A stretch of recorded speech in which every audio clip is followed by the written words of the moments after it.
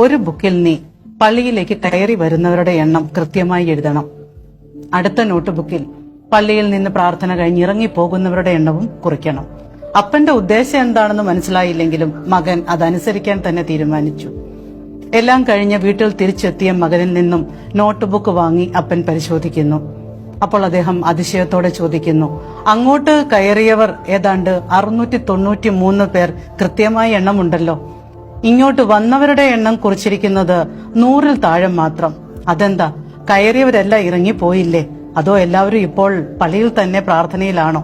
അപ്പോൾ മകൻ വളരെ നിസ്സാരമായി പറയുകയാണ്, അങ്ങോട്ട് പോകുമ്പോൾ എല്ലാവരും ഓരോരുത്തരായിട്ട് കയറിയതുകൊണ്ട് എണ്ണാൻ എളുപ്പമായിരുന്നു. തിരികെ എല്ലാവരും കൂട്ടമായി ഇറങ്ങിപ്പോയതുകൊണ്ട് എനിക്ക് എണ്ണാൻ സാധിച്ചില്ല. അപ്പോൾ അപ്പൻ മകനോട് പറയുകയാണ്, ഇങ്ങനെയാണ് എന്റെ കയ്യിലേക്ക് വരുന്ന പണത്തിന്റെ കണക്കും. ശമ്പളം വാങ്ങി ഞാൻ ഇവിടെ എത്തുമ്പോൾ നിങ്ങളുടെ ഓരോരുത്തരുടെ ആവശ്യങ്ങൾ, വീടിന്റെ ചിലവുകൾ, രോഗിയായ അമ്മയ്ക്കുള്ള മരുന്ന്, മറ്റു ചികിത്സാ ചിലവുകൾ, ഇതൊക്കെ കഴിഞ്ഞ് എനിക്ക് ഒന്നും തന്നെ മിച്ചം വെക്കാൻ സാധിക്കുന്നില്ല. ഇങ്ങോട്ട് കൊണ്ടുവരുമ്പോൾ പണത്തിന് കൃത്യമായ കണക്കുണ്ട്. തിരികെ പോകുമ്പോൾ അല്ലെങ്കിൽ ചിലവാക്കി കഴിയുമ്പോൾ അതെങ്ങനെ ചിലവാക്കി എന്ന് എനിക്ക് പോലും കൃത്യമായി പറയാൻ സാധിക്കുന്നില്ല. സ്വന്തമായി ഉണ്ണാതെയും ഉടുക്കാതെയും മരുന്ന് പോലും വാങ്ങാതെയും ഒക്കെ കുട്ടികളെ കഷ്ടപ്പെട്ട് വളർത്തുന്ന മാതാപിതാക്കളെ അധ്യാപന ജീവിതത്തിനിടയിൽ ധാരാളം കണ്ടുമുട്ടിയിട്ടുണ്ട്.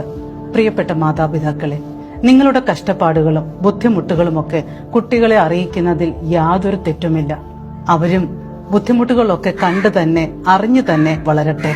നിങ്ങളുടെ ഏറ്റവും ലളിതമായ ആവശ്യങ്ങൾ പോലും മാറ്റിവെച്ച് അവർക്ക് വേണ്ടതെല്ലാം നൽകി അവരെ സന്തോഷിപ്പിക്കാമെന്ന് കരുതുകയും വേണ്ട. ബുദ്ധിമുട്ടറിഞ്ഞു വളരാൻ നാം നമ്മുടെ കുട്ടികളെ അനുവദിക്കാറില്ല എന്നതല്ലേ ശരി? നമുക്ക് കിട്ടാതെ പോയ സന്തോഷങ്ങളും സൗകര്യങ്ങളുമൊക്കെ നാം കുട്ടികൾക്ക് വേണ്ടി ഒരുക്കി കൊടുക്കുമ്പോൾ ഒരു കാര്യം ശ്രദ്ധിക്കണം. ബുദ്ധിമുട്ടും കഷ്ടതകളും വേദനകളും അറിഞ്ഞു വളരുമ്പോഴല്ലേ അവർക്ക് ഇടയ്ക്കെങ്കിലുമൊക്കെ കിട്ടുന്ന അനുഗ്രഹങ്ങളെ ഓർത്ത് ഏറെ സന്തോഷിക്കാൻ, ദൈവത്തിന് നന്ദി പറയുവാൻ, ദൈവം അവർക്കായി കൊടുത്ത മാതാപിതാക്കളോട് നന്ദി കാണിക്കുവാൻ ഒക്കെ മനസ്സിൽ തോന്നുകയുള്ളൂ.